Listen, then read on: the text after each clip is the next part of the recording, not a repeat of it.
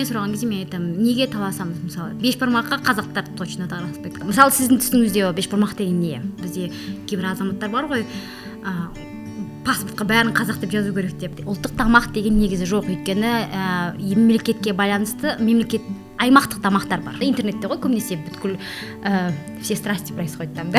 Интернетте барлығы ойлайды, вот қырғыздарға, қазақстандыққа. Бешбармақ сөзін белгілі бір тағам атау ретінде қырғыздар арасында 1930 жылдардан бастап қана қолданып бастаған. Бала көрген істейді деп айтады ғой. Иә? Мысалы, біздің түсінігімізде, мысалы, өзіміз ұлт ретінде түсінікте біз қайдан аламыз? Біз, иә. Тияқтан.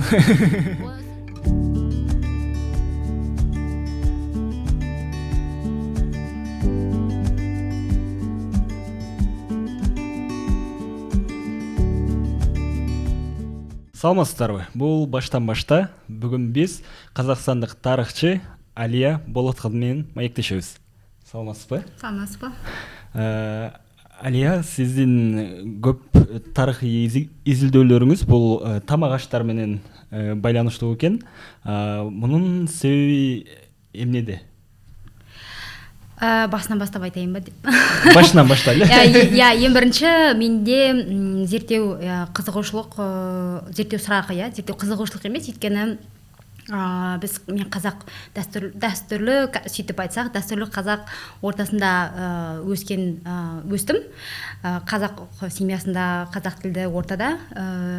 Сонымен университетке келген кезде қазақ деген кім деген сөзге көп жауап іздедім, өйткені сол кездегі бар қазақ деген қазақтың түсініктері көбінесе әсіресе әйелге байланысты шектеулерге келді да. Мысалы, кітаптан немесе апаталардың айтқан әңгімелерінен қазақтар деген сондай ұлы халық болған, әйелдерді сыйлаған, қыздардың ойындай тағы басқа деген жақсы нәрселер бар да.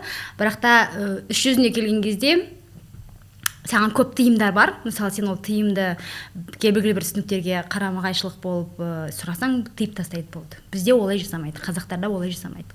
Содан менде күйзеліс қой, бірегейліктің күйзелісі, өйткені бір жағынан сен өзіңнің мәдениетінің, ұлы мәдениетінің өкілі боласың, бірақ іс жүзіне әсіресе үлкен өмірге аяқ басқан кезде көптеген керек қайшылықтар, иә. Мысалы, біз мектепте оқыған кезде сен тұлғасың. Сен балалармен университетте оқыған кезде сен тұлғасың. Сен солармен бірге конкурсқа түсесің, солармен тең жүресің да, бірақ та жасың ұлғайған сайын саған тыйулар көп болады, қайшылықтар көп болады, немесе көп жағдайларда оны саған қарсы пайдаланып тыюы мүмкін, иә. Сондай күйзелістер, көп сұрақтар болғаннан кейін мен қазақи бірегейлік деген не, мысалы, ол ұлттық бірегейлік деген не? Өйткені егер советтік контекстте қарайтын болсақ, ұлттық бірегейлік ол қазақи бірегейліктің синоним болады, иә, ұлт деген сөзді. Ал егер қазақстандық бірегейлікті қараған кезде ол ұлттық бірегейлік оның синонимі емес, ол қазақ, ол этностық топ болып қарастырылады, иә.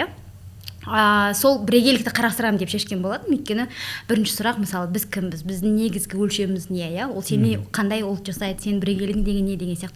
Сөйтіп жүрген кезде ізденіш барысында бірегейліктің өлшемі үлкен болды. Мысалы, тіл, 5 ең басты тарихи тұрғыдан алатын болсақ, ол тіл, тарих, территория, мәдени жаңағы өлшемдер. Сол мәдени өлшемнің ішінде 2 өлшем, тіл мен дастархан, ол күнделікті сенің бірегейлігіңді, этностық, мәдени, ұлттық бірегейлігіңді еске салып тұратын, сенімен бірге жүретін өлшем болды да. Ал тілге байланысты маған ешқашан қызығушылық болған жоқ, өйткені зерттеулер көп кезде сол туралы айтады. Тамаққа байланысты, мысалы, біз дастарханымыз деген не, оның өзі жеке сұрақ.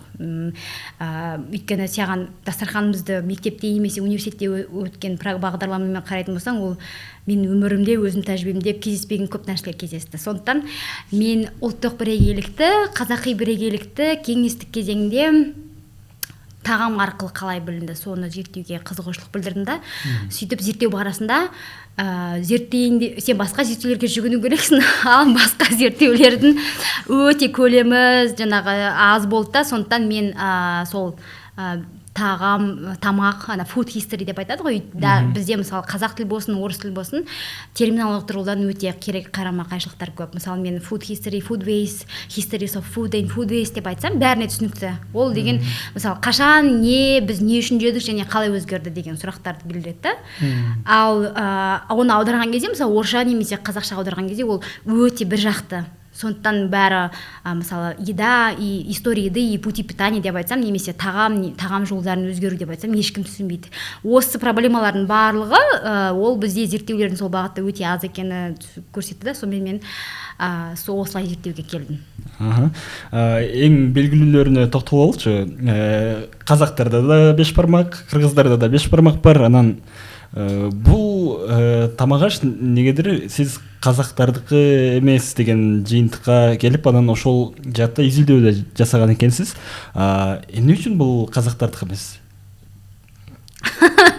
Сұрақты түзетуге тырысамын, өйткені мен қазақ тілді ортада өскенде 5 бармақ деген сөздің біздің ұлттық тағамның атауы емес деген көп пікірлерді естіп өстім. Бірақ бір жағынан біз екі тілді ортадамыз, қазақ тілді, орыс тілді тең жүреді, ақпаратты тең дей аламыз. Бірақ та әсіресе қазақ тілдерінің ішінен 5 бармақ деп олардың дәстүрлі тағамына қатысты айтатын болса, өте ренжитін пікірлерді естіп өстім да. Содан әрине бірінші зерттеуім ретінде сол осы 5 бармақ деген терминнің, сөздің қалай біздің ұлттық тағамға, дәстүрлі тағамға, ең басты дәстүрлі тағам ет деп айтады қазақтардың ішінде. Ет аса сипатты, етке шақырады мысалшы.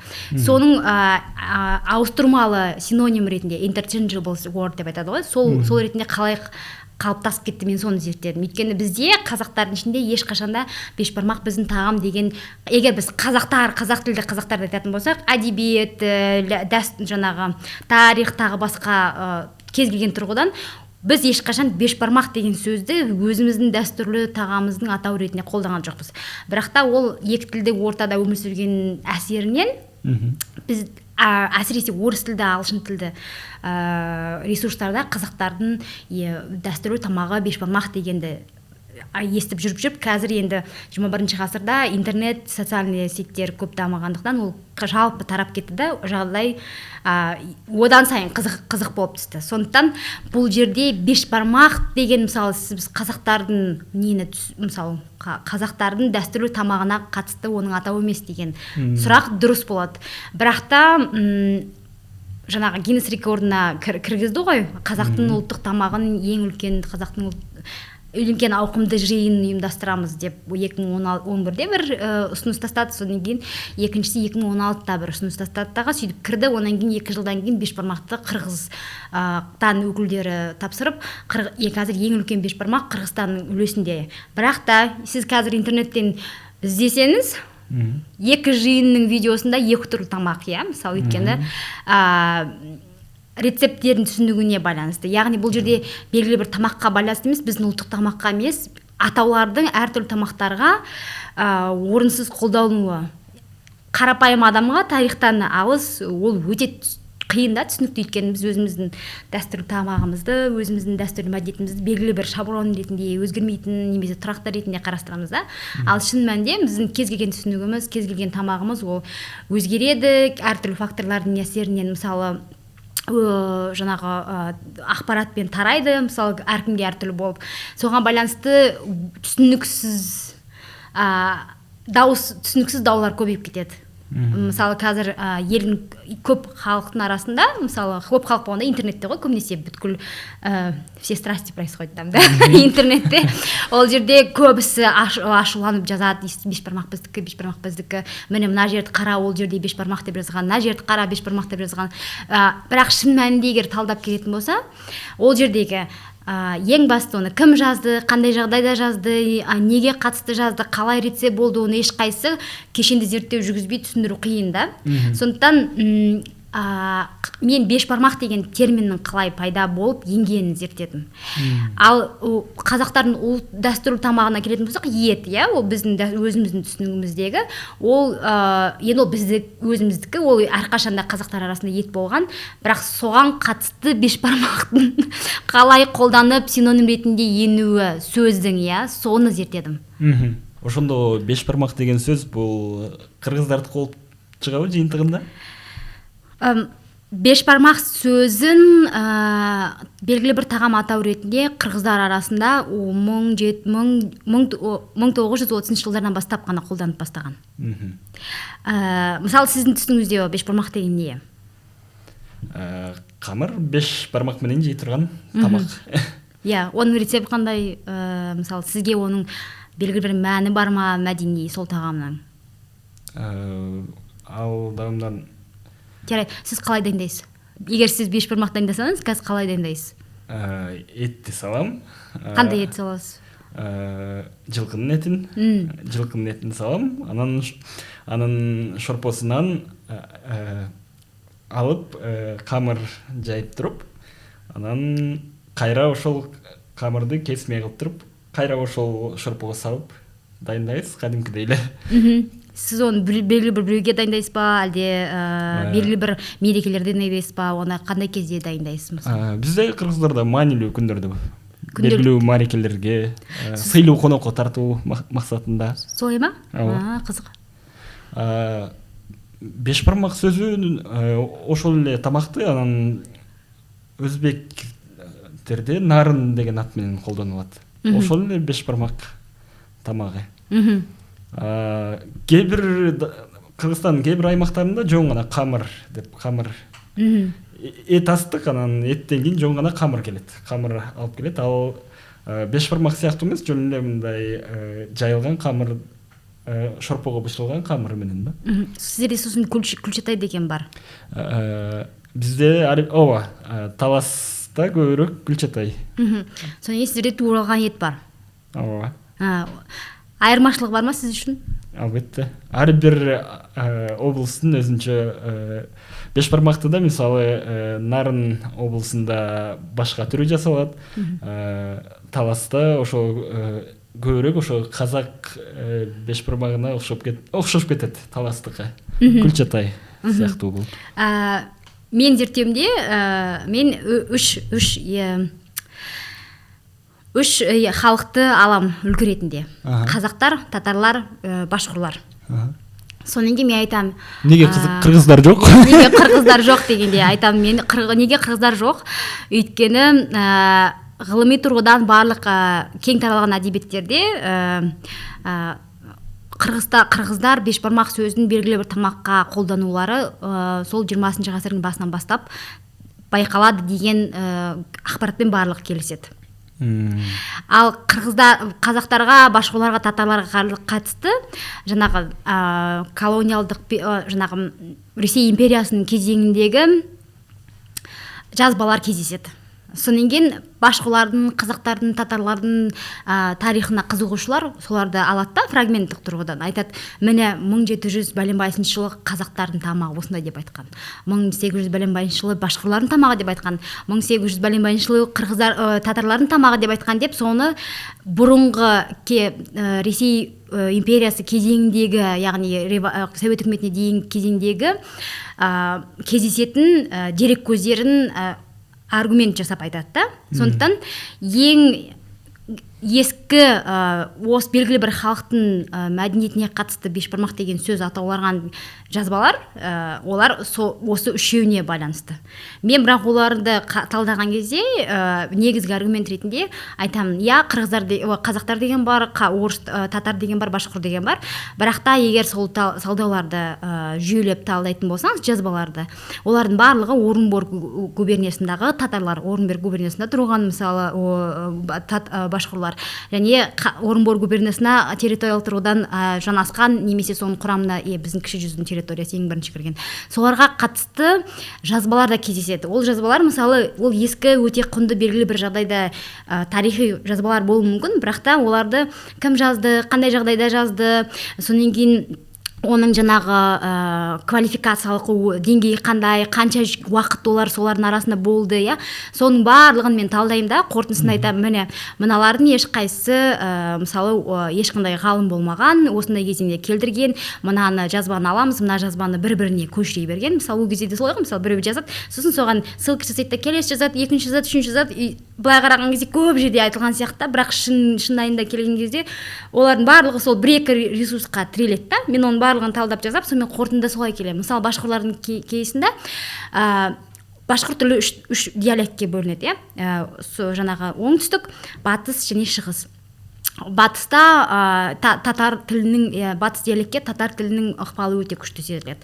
Шығыстағысы ол жаңағы өзінің ерекшеліктері бар, оңтүстік башқұрлар үнемі тарихи тұрғыдан жаңа қыпшақ тілінің диалектісі көп әсер еткеннен кейін сондай диалекттер болады, ал диалекттердің ішінде өзара говорлар өзарының ішінде субговорлар болып бөлінеді. Мысалы қазақ тілінде диалект жоқ, қазақ тілінде говорлар жоқ, қазақ тілінде субговорлар жоқ, иә. Неге? Бұл андай тілдік ерекшелік болуы, ол сол топ тілдік говордың немесе диалектінің сөйлейтін адамдары белгілі бір тарихи кезеңдерде әртүрлі жаңағы халықтардың араласу ықпалы, өзара ықпалы негізінде пайда болғанның көрініс болып табылады. Мен соны негізгі аргумент жасаймын да, міне қараңыздар, мына башқұрттарға қатысты жазылған барлық деректер, олар оңтүстік диалектінде бір иксакмарский говор, иксакмарскийдің ішінде сакмарский говор, сакмардың ішінде иксакмарский субговор деп. Соны мысалы былай қарасаңыз барлы башқұрлар болған, иә. Сондықтан бәрі қарсы болады башқұрлардікі деп. Сондықтан мен сондай талдаулар жасаймын да, айтамын, бұл негізінен аймақтық деңгейде айналымда болған беш бармақ деген Ш бармақта деген түсінік болған. И ол сол кейін жаңағы шала көзқарас, енді дамып келе жатқан ғылыми ізденістер нәтижесінде бастапқы уақытта қате интерпретацияланған, бірақ та ол қатені советтік ғалымдар тез жаңағы түсінеді да, сөйтіп өздерінің келешектегі зерттеулерінде олар түзейді қазақтарға қатысты. Мен содан кейін ақырындап қазақтардың кейсінде, әсіресе кеңестік дәуірде сол ғалымдардың соны өздерінің қателерін түсініп жөндегендерін басты аргумент етіп талдап көрсетемін. Мына жерде мынау былай түсінген, осылай анықтап, егер қызық болса мен оны айтамын өткенде. Бірақ та мен ойлаймын, ол сіздің мысалы қаншалықты қызығушылықтарыңыз бар, иә, мысалы бізге қазақстандық кейс ол қаншалықты қызық. Негізіле тамақ ашты қайсы бір ұлттың өзін меншіге қылған қаншалық тура. Мисал үшін бешбармақ, қамыр, нарын бұл жалпы ушул көчмөн халықтардың күнүмдүк тамағы болып есептелген да. Бирок ар бир улуттун өзүнүн, сиз айтып өткөндөй, жасоо ыкмасы, өзүнүн рецепттери бар болгон. Ошол сыяктуу эле мисалы плов, палоо бизде аш деп те айтылат, түштүк аймактарда, түштүк облустарда күрүч бастык деп те айтылат кээ бир аймактарда. Анан бул деле палоо деле, плов деле түркүн өзбектер, тажиктер дагы башка араб өлкөлөрүндө да башка перс өлкөлөрүндө аларда мындай өздөрүнүн улуттук тамагы катары айтылып келет. Бирок жалпы ар бир улут өзүнүкү катары айтканы канчалык туура дейм да мындай. Негизи улуттук тамак деген түсүнүк жок ғылыми тұрғыдан. Ол саяси конструкт. Мысалы біз әрбір мемлекет өзінің ұлт ретінде дамытып, таныту үшін қазіргі дүние жүзінде кез келген кейс алатын болса, ғалымдардың көбісі келіседі. Ұлттық тамақ деген негізі жоқ, өйткені мемлекетке байланысты аймақтық тамақтар бар. Мысалы сіздің өзіңіз айттыңыз, бізде мына аймақта былай айтады, мына аймақта былай айтады. Мысалы белгілі бір шекарасы болған ұлттарға орналасуына байланысты, табиғи жағдайына байланысты, оның тағы да басқа деген көптеген факторларға байланысты негізінен аймақтық тағамдар болады. Но бірақ та біз енді ұлттық мемлекеттер әлемде өмір сүріп жатқаннан кейін, мысалы қазір глобальный мир, жаһандық әлем, біз өте кең таралған, өзін өзі сама презентация, да, мысалы мемлекеттер сол арқылы өздерінің мәдениеттерін, тағы басқа мұрасын бәрін таныстырған кезде сол soft skills деп айтады, тағамдар олар сондай жұмсақ күштер ретінде пайдаланып сол елді басқаларға, өзгелерге танытады да. И сол тұрғыда кез келген жаңағы мемлекет өзі халық ретінде қазіргі формасында ұлттық тағамын таныстыруға тырысады.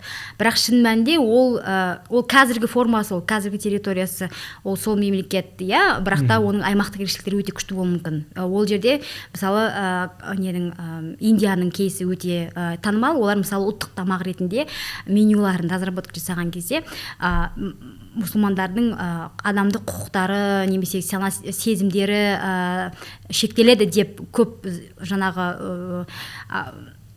қалай айтсам болады, көп дискуссиялар болады мұсылмандар тарапынан. Мысалы ол жерде басты негізгі хиндуға негізделген мәдениетінде мысалы сиыр етін жеуге болмайды, бірақ та мұсылмандар қатарында ол қалыпты практика. Сонда олар айтады, сендер біз ұлттық тағамақты хинду мәдениетіне, ұлттық менюді хинду мәдениетіне негіздеп жасадыңдар, бірақ та мысалы мұсылмандар мына елдің бәленбай 2-ші немесе 3-ші процент көлемін қамтиды. Яғни біз көпшілік болсақ та біздің мәдени ерекшелігіміз ескерілген жоқ.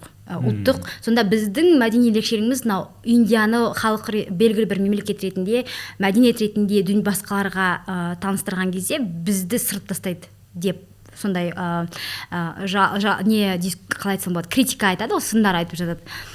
Қазақстанда мысалы аймақты ерекшелік күшті, Қырғызстанда да аймақ ерекшеліктері өте күшті деп ойлаймын, өйткені солардың барлығы ескерілмей, мысалы егер әсіресе ол тым не болса, ерекшеленетін территорияны қамтитын немесе түрлі бір тарихи тұрғыдан тым ерекшеленетін мәдениеттер ескерілмейтін болса, ол да өзінің мәдениетін басқаларға ұсынудағы мысалы ол кемшілік, иә. Сондықтан мына Қазақстанның ұлттық тамағы деген не? Мысалы сіз гастрономиялық карта туралы айттыңыз ғой, мысалы, басталмас бұрын.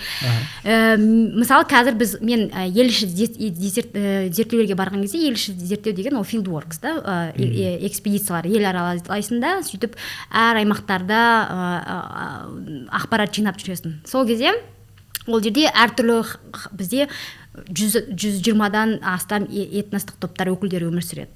Бәріне ортақ ол советтік жаңағы біздің өткен тарихымызға байланысты ортақ тіл ол орыс тілі болады, иә? Біз мысалы барлығы қазақша білмегеннен кейін бізге қалыпты жағдай екі тілде білеміз. Қазір жақта олардан орысша коммуникация жасаймыз. И сол кезде мысалы Қазақстанның Қазақстан емес, жалпы ұлттық тамақтардың қандай жақсы көресіз деп егер сұрасаңыз, мүлдем 1 секундтың ішінде өзге ұлт өкілдері айтады, мен қазақтың тамағын жеп таныс емеспін деп айтады. Мен ойлаймын, бұл жерде советтік түсінік тұрғысынан келген ұлтты түсіну және соны жаңа жағдайда тәуелсіз мемлекет ретінде Қазақстанның қоғамы ретінде жаңағы ұлттық тамақ ретінде қазақтың тамағының ұлттық тамақ ретінде синоним болып қалыптасқаны оның өзі бір шатастыратын түсінік болады. Өйткені бізде мысалы Ассамблея народа Казахстана бар, Қазақстан халқының ассамблеясы, яғни осы тұрғыдан қарайтын болсақ, жалпы қарапайым түсіндіруге тырысқан кезде бізде бірақ халық бар, ол Қазақстан халқы. Яғни Қазақстан халқы ол қазақстандықтар болса, яғни біздің ұлт ол қазақстандықтар, иә? Және совет үкіметі тараған кезде Қазақстан ұлт болып, мемлекет, жеке мемлекет болып, басқа тәуелсіз мемлекеттерден тануды сұрайды ғой, мысалы Қырғызстан да сұрады, Қазақстан да сұрады. Соның ішінде мысалы ақш, Турция, өзге тәуелсіз мемлекеттер Қазақстанның тәуелсіздігін таныды, иә. Олар таныған кезде мысалы Қазақстан әлемдік аудитория алдында айтады, мен осы кең таралған модель, государство нация, да, мемлекет, ұлт мемлекет, иә. Сол модельде мемлекет болғым келеді, және ол мемлекет болудағы басты шарттарды мен арқын түсінемін. Ол жердегі екі басты шарт бар. Барлық Қазақстан халқы ол бірдей тең, олардың адамдық құқықтары, басқа да құқықтары теңдей қамтамасыз етіледі. Яғни мен әлемдік деңгейде ұлт мемлекеттіктерге қатысты қойылатын қойылатын талаптардың барлығына мойындаймын, иә, яғни соған байланысты сіздер де мені мойындаңыз деп сұрайды. Қырғызстанда кейс тура сондай, өйткені біз барлығымыз ғаламдық қоғамда ғаламдық кешенде өмір сүреміз. Содан кейін біріккен ұлттар ұйымына мүше болдық, ол оны одан сайын күшейтеді. Яғни осы тұрғыдан қарасаңыз, мен түсінігімде жалпы таралған түсінікте барлық түсінік тұрғыдан Қазақстанда бір ақ ұлт бар, ол қазақстандықтар. Яғни олардың өзінің тарихи жүріп өткен жолы бар, иә, и ол тарихи жүріп өткен жол отарлық кезең болсын, кеңестік кезең болсын, бәрімізге ортақ белгілі бір тәжірибе болды. Яғни қазіргі уақыттың өзінде бәрімізге ортақ тәжірибе ол глобализация, да, ол капитализм. Сол тұрғыдан қараған кезде ол мүмкін емес бәрімізге ортақ белгілі бір тамақ мәдениетінің қалыптаспауы. Яғни сіз әр этностық топ өзінің мәдениеті бар, өзіне қатысты ерекшеліктер бар.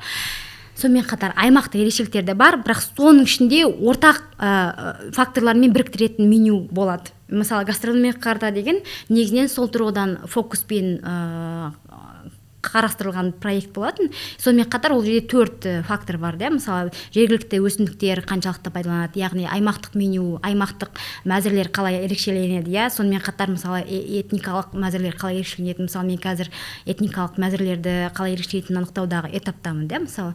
И соған байланысты біз қазіргі заманда ғаламдық заманда өмір сүргеннен кейін мәдени тұрғыдан шынайы қарайтын болсақ, әрбір ұлттық мәзір, ұлттық дастархан деп қабылданатын мәзір, ол белгілі бір саяси мақсаттарда қалыптастырған мәзір, иә. Мысалы, біз ол барлық мемлекеттерде кездеседі. Мысалы, кәрістерде болсын, жаңағы Индияда болсын, қазақтарда болсын, қырғыздарда болсын. Соған байланысты осы жасанды деп айтсам, ешкім мені сотқа бермейтін шығар. Өйткені политический конструкция. Соған бола өзара түсініспеушіліктер көп болады, иә. Мысалы, көп деген ғалымдар, әсіресе Палестина, Израильде көп уақыт ғалымдар арасында хумустың қай мәдениетке жатқызу керектігіне байланысты даулар болды. Содан кейін сынаушылар да болды.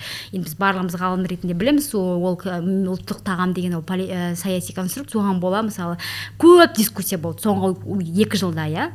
Сондықтан менің ойлаймын, әрбір зерттеудің әсіресе тағам бағытында, әсіресе тағам және бірегейлік бағытында зерттеулерді ұштастыратын ұмтылыстарда басты мақсат ол жалпы халыққа, қоғамға түсіндіру, иә. Мысалы, жүріп өткен жолымыз, біз қазіргі жағдайға қалай келдік, және сол мәселені түсіндірудегі жан-жақты ақпаратпен қамтамасыз ету.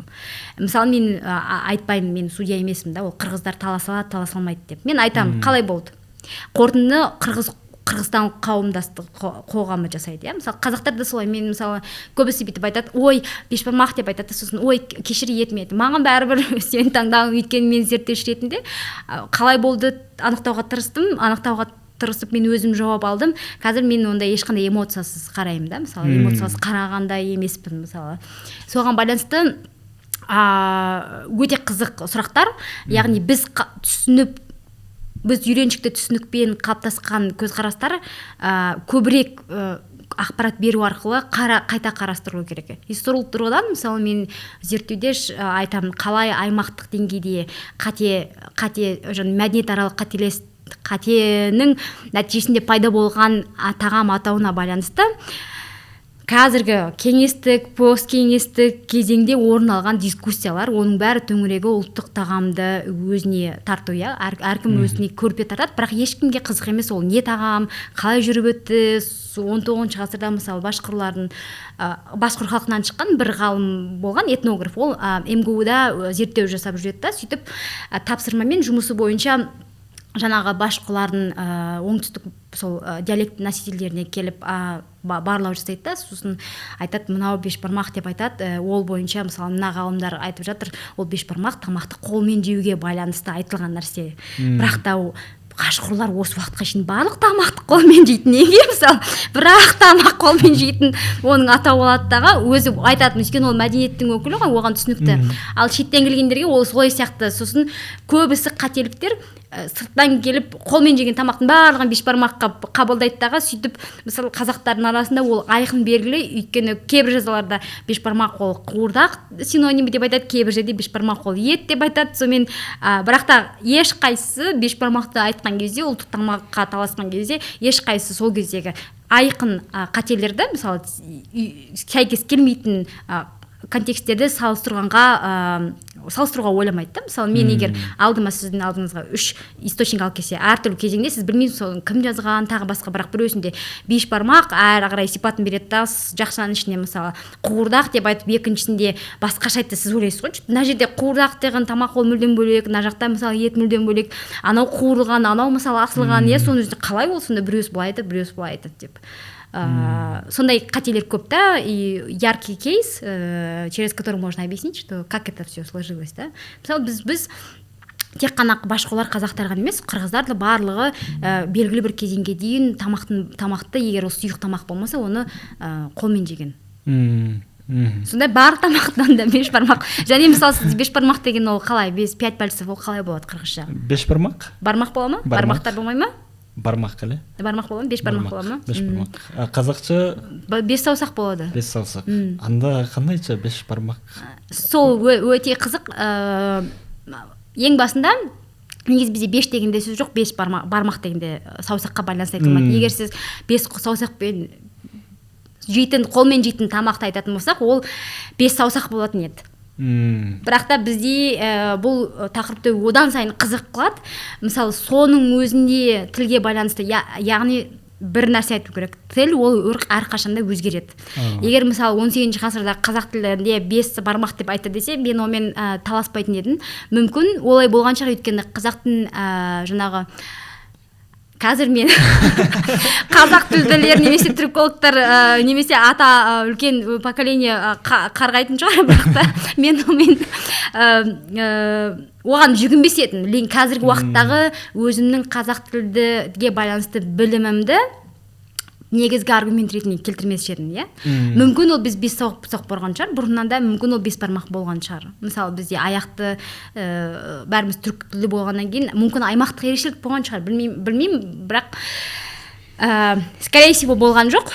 Бірақ соның өзінде мен зерттеуші болғаннан кейін ешқандай ол кезеңдегі қазақ тілін мен қазір кезеңдегі қазақ тілін салыстыратын менде мүмкіндік жоқ қой. Сонымен қатар қазақ тілінің әдеби тілі ол 19 ғасырдың екінші жартысынан бастап қалыптасты ғой. Жаңағы Абайдан бастап, иә. Содан кейін совет кезеңде, мысалы сіз тек қана қазақ әдебиеті газетін алатын болсаңыз, ол жерде үнемі мысалы мына бағыттағы терминологияларды тізім қандай болу керек. Соның барлығын біздің бүткіл нелемізді атақты тіл мамандары, жазушылардың барлығы дискуссия жасап, егер соның барлығын шыққан номерлардың бәрін қарап шықсаңыз, сіз ойлайсыз, менің қазіргі білетін қазақ тілім ол үнемі жетілген тіл, иә? Мысалы қырғыз тілі де солай, башқұрт тілі де солай, татар тілі де солай. Сондықтан лингвистика тұрғысынан мен маман болмағаннан кейін мен оны қазіргі тұрғыдан біз айтпайтынымызды айтамын, бірақ та бұрын ондай болған жоқ деп айта алмаймын, иә. Но басқа тарихи зерттеулер дәлелдерге негізделген. Ол жерде жаңағы терминнің қалай айналымдағы өзгерістерін қарастырамдағы мен айтамын, ең мүлдем атамаған, өйткені бірінші ол 5 бармақ болған, иш, иә. Содан кейін оны 5 деген сөз 5 болмағаннан кейін қазақтарда 5 бармақ деп ауыстырған, ана бармаққа мән бермеген. Содан кейін ол еттің синоним болып бәр жерде советтік литератураның барлығында орыс тілде ол 5 бармақ, иә. Даже кейбір зерттеулер бір айтады, иә, қазақ тілі мен қырғыз тілі ұқсайды, бірақ та қазақтарда 5 бармақ деген сөз жоқ, 5 бармақ деген сөз бар. Неге сіздер қырғыз тілінде біздің балаларға, сөйтіп қателестіңіздер деп сындар келтіреді да.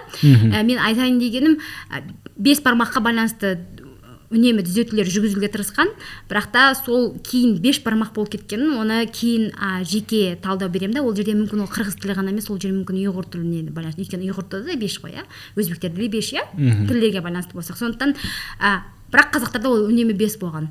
Соны талдау арқылы мен айтамын, иә, біз ешқашан ет болмаған, ол қателесіп келген, және қазіргі 5 бармаққа біз қалай жеттік, иә, соны талдап кәдімгідей ғылыми дискуссияға ұсынамын. Ол үнемі орын алған қателіктер негізінде айналымға еніп кеткен. Бірақ та қазір мысалы 5 бармақ десең, өзге мемлекеттер, әсіресе орыс тілді ресурстарда мысалы бір зерттеу болған, ол жерде Қазақстан деген кезде ассоциация қандай, біреусі Астана, енді ол Назарбаевтың кезіндегі зерттеу болғаннан кейін біреусі Астана, біреусі Скеп, үшіншісі Назарбаев, төртіншісі 5 бармақ болғанда, яғни ол басқалардың өзгелердің дүниетанымда, әсіресе орыс тілді дүниетанымда қазақтардың мәдениеті қалай ассоциация болады, иә. Ол мысалы мүлдем бөлек мәселе.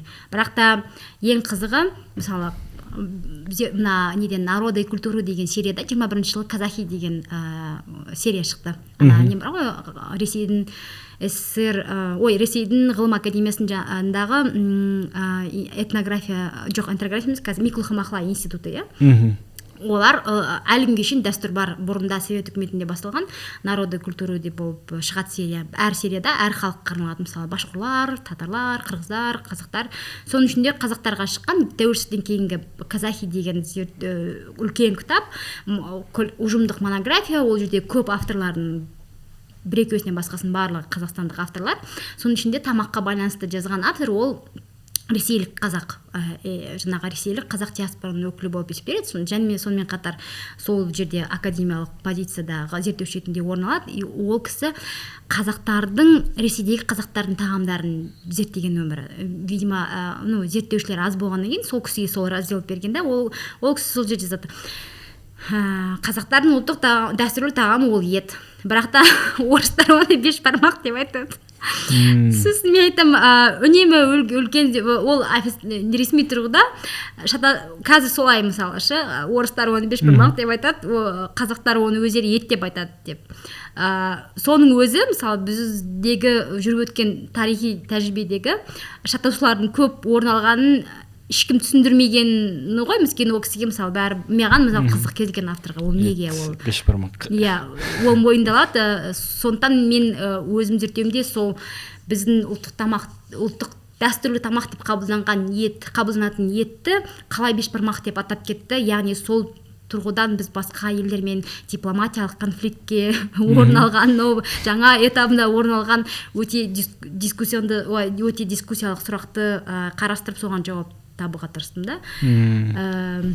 Мысалы, ет бешбармақты отпайыз ба? Қырғыздарда бірінші ет тартылады. Етті жана отырған адамдардың статусына жараша, жаш құрағына жараша устықандалып тартылады ары біріне. Анан артынан ошол бешбармак келет. Экөө эки башка тамак болуп атат да. Жана сиз айтып өткөн инсандын изилдөөлөрүндө ал бешбармак бул эт бир эле тамак деген тиянакка келип атат да, туурабы? Аталышы дагы. Баганагы жумуста деп айтат. Мисалы, казактардын дәстүрлүү тагамы ол ет дейт да, етти сипаттайт. Ол мисалы үлкен конакка бас береді, баспен ұсынат, сосын ана табақ бар, мына табақ бар деп, иә. Мисалы, кыргыздарда етті мүшелеп ұсыну табақтар бар осы жерде. Бірақ та бізде айырмашылық бірақ нәрседе. Жаңағы табақтарды жасаған кезде олардың беретін мәні кішкене сүйектер, жаңағы сүйек еттерді біріктіріп тамақ жасайды ғой, жілік деп айтады. Сол кезде мысалы біз белгілі бір сол комбинациядағы расшифровкадағы айырмашылықтар. Мысалы сіздерде мысалы төсті қызға беру мүмкін, бізде мысалы күйеуге балаға беру мүмкін. Бұл условно. Сондай бір зерттеулер оқыған, мен сөйтіп айтады, қырғыздардікін сипаттайды, сосын біз қазақтардікімен салыстырған кезде екеуінде кішкене айырмашылық бар. Яғни ол символикалық жаңағы жіліктеудегі расшифровкалардың айырмашылықтарын бар екен көрсетті. Ал бағанағы жұмыста етті сөйтіп сипаттайды да, мысалы қазақтарда бұрыннан сол жіліктеу дәстүрі қалыптасқан, ол өте мәнге ие деп сөйтіп айтады дағы. Бірақ бір сөйлемде оны бірақ та орыстар бешбармақ деп айтады. Бірақ шын мәнінде егер оны қазып қарайтын болса, басқа өзге мәдениет өкілдері, мысалы, ол тек қана орыстар емес, ол жалпы орыс тілділер, иә. Мысалы, басқа бізде орыстардан басқа өкілдер көп, иә, халықта көп. Бірақ та орыс тілді ақпаратты алатын. Ерекшелік мұнда ақпаратты қай тілде алу. Олардың көбісі мысалы орыс тілде алады. Сол жерде бірінші оқушының қателігі ол орыстар емес, мысалы орыс тілділер. Екіншіден олар етті айтпайды ғой. Олар мысалы қарайттағы ана сол мәдениеттің өкіл болмағаннан кейін ол ана астарда жатқан символиканы түсінбейді, мысалы ше. Түсінбегеннен оларға өте қарапайым ет сияқты. Сосын айтады футблоктарда бешбармақ деген оңай, етті аласың, саласың, қайнатасың, нанды жаясың, сосын жейсің. Біреуге ұнайды, біреуге ұнамайды, бірақ шын мәнінде бізде ол емес қой. Сіз етті нансыз жей бересіз ғой, мысалы. Шын нан ол кейін айналымға енгізілген. Ал ең бастысы қонаққа соның статусын бекітудегі ұсынатын өзара қарым-қатынастың белгісі, иә. Мысалы, кейбір жерлерде көп кісілер оған ренжіп кетуі мүмкін. Ол сен ренжісте мысалы дұрыс соқ бермей қойса, ет тартпай қойды да. Иә, ол ет тартпай қойды, немесе дұрыс ет табақ тартпай қойды, иә, өйткені ол өзін басқаша қарым-қатынас басқаша деп ойлауы мүмкін, ол мысалы си табақты қасындағы кісіге берді. Басты соған берді, ну, етік условно. И соған байланысты бұл жерде мәдени ерекшеліктер ғой. Содан кейін соны түсінудегі ақаулықтар. Ал оның барлығы мысалы қаншалықты ол мысалы маңызды деп қалыптастырды. Мысалы кеңестік кезеңде біз өзгелердің мәдениетін сыйлаймыз, әр ұлт өзінің самоопределениеге мысалы несі бар деп айтты, бірақ сонымен де ол жерде мүлдем науқан басқа болды, жаңағы күн тәртібі басқа болды. Сондықтан өте шектеулі, әсіресе ұлттардың өзге көптеген ұлт өкілдерінің, сол кездегі түсініктегі ұлт өкілдерінің мәдениеттеріне байланысты өзгелердің қалыптасуы. Ол жерде мысалы ешкімді кінәлап, кінә тағып отыруға болмайды, өйткені заман сондай болды, біз кейін халықпыз ғой, кейін қараймыз бәріне. Ешкімді кінәлауға болмайды, тек қана заман кінәлі де, ол адамдар бұл жерде енді ең философиялық тұрғысынан дұрыс позицияда солай ғой мысалы. Ошол тамак аштарды өзүнө менчиктештирүү деле кандайдыр бир империалисттик ой жүгүртүү менен байланыштуубу? Мисалы, русские пельмени, русские пирожки деп мындай өзүнө менчиктештирип, ошол эле казак беш бармагы деген сыяктуучу. Ошо менен байланыш барбы кандайдыр? Империалисттик деп ол да болатын шығар, бірақ та жалпы біз мысалы бала көрген істейді деп айтады ғой. Иә? Мысалы біздің түсінігімізде, мысалы өзіміз ұлт ретінде түсінікте біз қайдан аламыз? Біз, иә. Содан кейін мысалы өзіміз айтамыз, ой, бізді қиналды, біз деген қиналдық, бізді дискриминация жасады дейміз да, бірақ қазір мысалы біздің қолымызда күш бар, иә? Мысалы Қырғызстанда, Қазақстанда, қырғыздарда да Қазақстанда Қырғызстан кейсінен қарайтын болсақ, белгілі бір топ өкілдері табылады, солардың құқықтары тапталды деген сын айтатын, иә? Мысалы ол белгілі бір көптеген әсіресе белгілі бір мәдениет доминанттық тұрғыда қарастыратын болсақ, күш соның қолында болады да, сондықтан қалғандары егер сол модельмен жүгіретін болсақ. Ал біздің ұлтты түсіну, қоғамды түсінуіміз, ол сол бұрынғы өзімізге көрсеткен тәжірибені қайтадан қайталап басқаларға, бірақ біз орнымыздың позициямызды, ол отарлық сана болады. Мысалы бізде отарлық санадан айыру деген не бар, түсінік бар. Ол жерде сен тек қана өзіңнің позицияңды жақсартуға тырыспайсың, сен өзіңнің дүние көзқарасыңды өзгертіп тырысасың. Мысалы, қазіргі уақытта өзгелердің жағдайын, өзгелердің сезімдерін, немесе өзгелердің оның бәрін ескермей біз өзімізді дамыту керекпіз, ол отарлық сана. Яғни сен бұрынғы көрген қарым-қатынаста тек қана рөліңді ауыстырып өзің қарайсың. Ол мысалы көп адамдарға ұнамайды да, қазіргі уақытта көпшілікке ұнамайды. Өйткені барлығы ойлайды, вот қырғыздарға, қазақстандыққа. Олай болса, онда ол конфликтке көп жол болады, иә? Енді біз интеллектуалды круг болғаннан біз оның барлығын отырып талқылай аламыз, бірақ та сіз басқа көзқарастағы қарапайым халықтар, көп адамды кездестіресіз. Қарапайым емес, интеллектуалдың ішінен адамдарды кездесесіз, олар өзге көзқараста. Мысалы, бізде кейбір азаматтар бар ғой, паспортқа бәрін қазақ деп жазу керек деп. Ал мен мысалы ол өте жек көретін, жек көрмеймін, келіспейтін, сонымен қатар менен қатты эмоция шақыратын нәрсе мен ойлаймын да. Мысалы сен отар болдың, иә? Қиналдың, сені қанады, иә? Эмоционалды болсын, материалды болсын, басқа болсын. Сенің негізгі, мысалы қазақтардың негізгі философиясындағы ең басты қағидалар ол адам болу. Адам болу, мысалы мен ойлаймын оған ұқсайтын, немесе тура сондай түсінік қырғыздарда да бар. Кең болсаң кең болмайсың, иә? Сол түсініктерді егер басты позицияға алатын болсақ, жалпы адамгершілік тұрғысынан қарайтын болсақ, немесе мемлекет ретінде қарайтын болсақ, барлық көп мойындалған, бәрі келісетін философиялық ойларға қарайтын болсақ, мына постановка вопроса, то есть мына сұрақты осылай қою, ол біріншіден өте адамгершілікке жатпайтын, сонымен қатар адам құқықтарын шектейтін нәрсе. Мысалы сен тарихи тұрғыдан ол этникалық топтардың атаулары бар, иә? Сен өзіңді ұлт деп кеңестік кезеңнен айтқанның өзінде, мысалы сен басқалардың этностық, өзінің ұлттық, өзінің этносының атауын ұлттық деңгейге көтеріп сосын оған басқа этнос өкілдерін барлығын жатқызып қойсаң, мысалы ол мың жерден сен оны түсіндір, ол этнос, сол түсініктегі этнос, басқа өзге этнос өкілдері, басқа мәдениет өкілдері ол өзін дұрыс сезінбейді, олардың таңдауын, мысалы олардың өзінің атауын өзгерткен сияқты болады, мысалы солай қабылданады. Оны мың жерден түсін, мың жерден аргументация жаса, иә.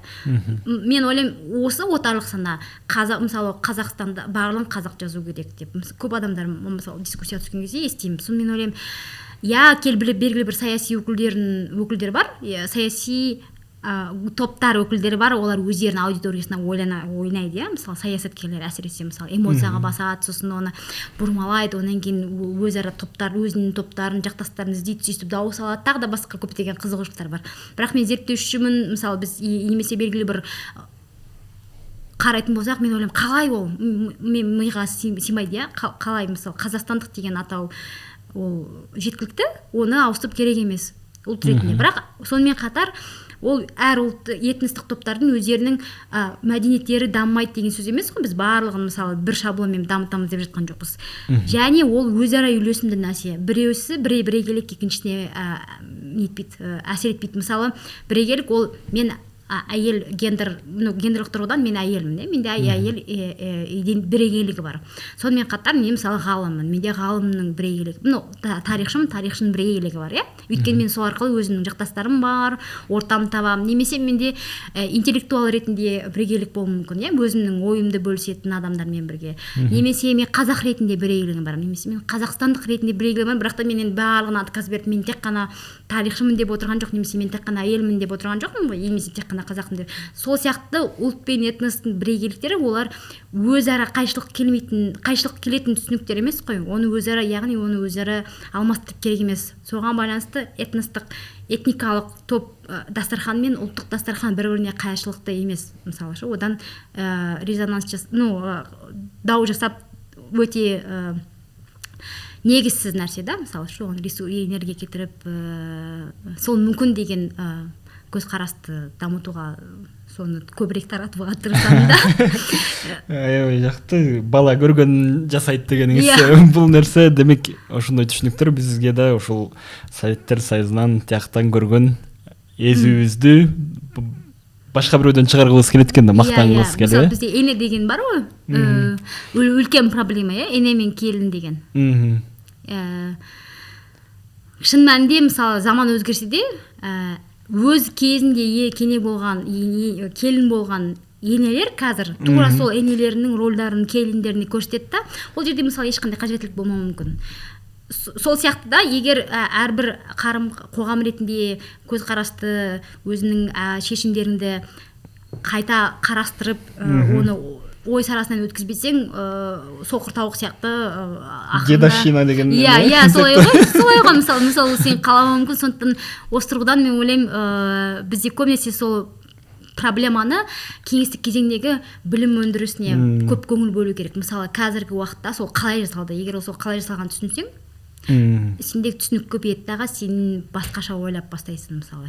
Ал қазір көп жағдайда ол шаблондық берілген нелерді, ой өрістерін біз соны тек қана қайта ойнатып жатырмыз да, сол негізінен көптеген проблемалар бар. Ол мысалы өзімізге ғана зиян, ол ешқандай адамға, сырттағы ешқандай қоғамға зиян емес, ол өзімізге зиян. Өйткені біз өзара қырылсамыз, өзара дауласамыз, мысалы өзара бөлінсеміз, негізінен мынандай ғой, этносаралық конфликттер, халықаралық конфликттер ол мәдени ерекшеліктер негізінде туындамайды. Ол ресурстарға талас негізінде туындайды. Соны мысалы көптеген жағдайларда оны ескермейді.